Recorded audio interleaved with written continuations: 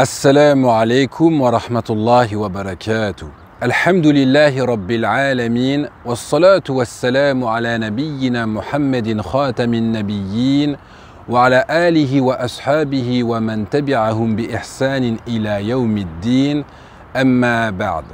Chers croyants, bienvenue dans cette série de cours très importants qui traitera du sujet de la purification, qu'on appelle en arabe at-tahara.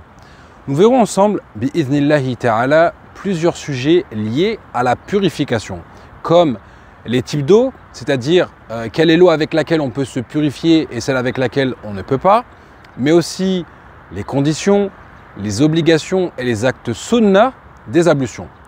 Nous verrons également la description des ablutions.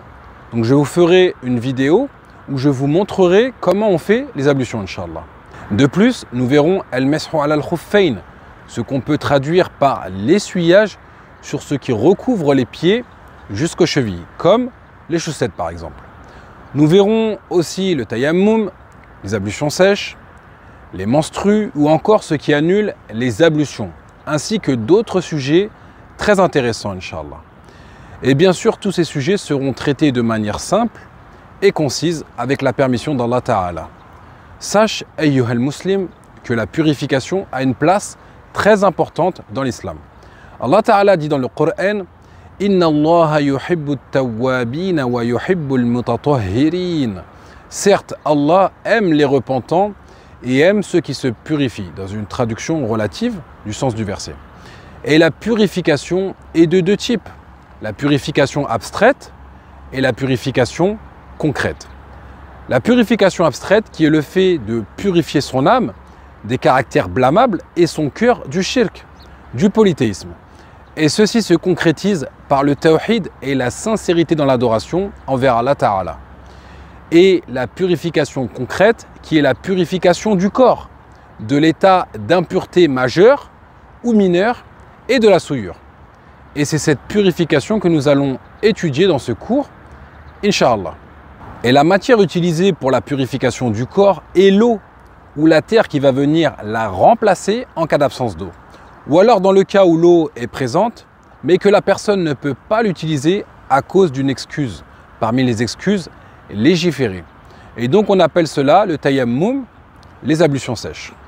On peut remarquer que al-fuqaha, les jurisconsultes, qu'Allah leur fasse miséricorde, débutent leur livre par le chapitre de la purification.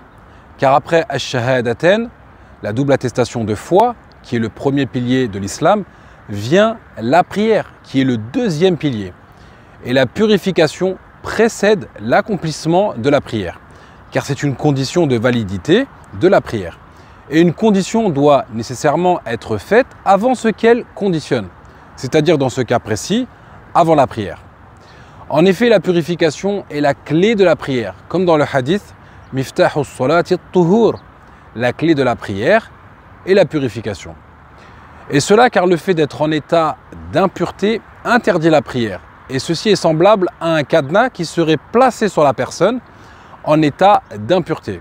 Et si elle fait ses ablutions, le cadenas se débloque.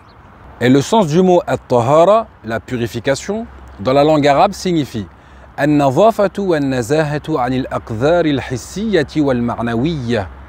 La propreté ou la pureté est l'absence de toute souillure concrète ou abstraite.